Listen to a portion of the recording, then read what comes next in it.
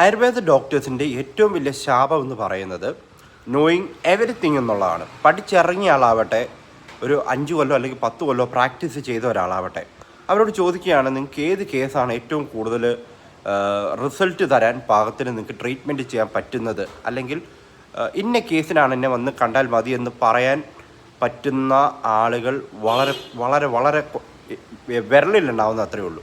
കാരണം knowing everything is like knowing nothing എന്നുള്ളതാണ്. മനസ്സിലായില്ലേ? അപ്പോൾ നമ്മൾ ഒരു വിഷയത്തിൽ എക്സ്പെർട്ട് ആവാൻ വേണ്ടി നമ്മൾ ശ്രമിക്കുന്നതും അത് നമ്മുടെ വളർച്ചയെ സഹായിക്കും.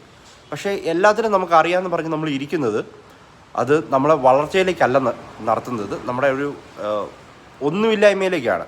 അതുതന്നെയാണ് ഇപ്പോൾ സംഭവിച്ചുകൊണ്ടിരിക്കുന്നത്. നോക്കൂ, ആയുർവേദത്തിൽ എത്ര പേരാണ് പേഷ്യൻസ് പുതിയതായിട്ട് വരുന്നത്. ആദ്യത്തെ 5 കൊല്ലത്തിനുള്ളിൽ പകുതി പ്രസ്ഥാനങ്ങളും പൂട്ടുന്നുണ്ട്. ഫാക്റ്റാണ്.